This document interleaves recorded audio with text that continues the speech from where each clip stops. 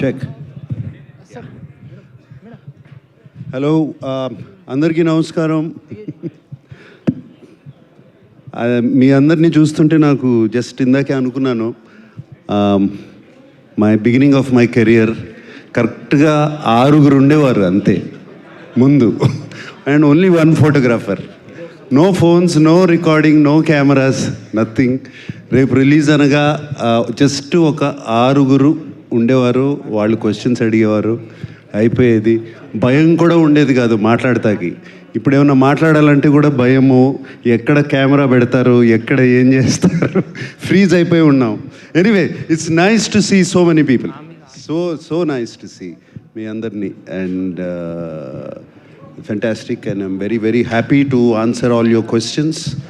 మీరు ఏమైనా questions I think Lenin start అయిన తర్వాత ఫస్ట్ ప్రెస్ మీట్ ఇది, నేను రావటం బయటికి వచ్చి మాట్లాడతాము.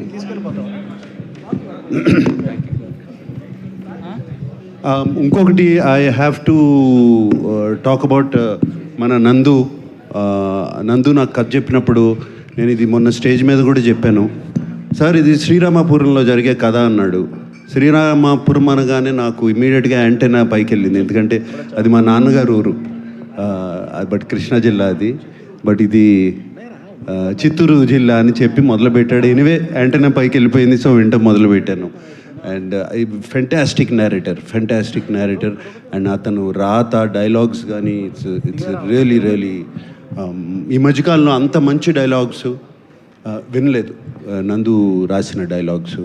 అండ్ అఖిల్ని వాళ్ళ శ్రీరామపురం కూడా తీసుకెళ్ళినప్పుడు చాలా సెంటిమెంట్గా ఫీల్ అయ్యాను. నేను మొన్న కొన్ని వీడియోలు అవన్నీ చూశాను, వాళ్ళ అమ్మగారు భోజనం పెట్టాం అఖిల్కి, ఇవన్నీ I felt very very good. And మీ అమ్మగారి పేరు మురళి కదా, మురళి గారికి థ్యాంక్ యూ. నాన్నగారి పేరు తెలియదు, దేవరాజుల గారికి థ్యాంక్ యూ అండి. అఖిల్ని మీ బిడ్డలాగా చూసుకున్నారు మీ ఊర్లో. Thank you very much. Akhil.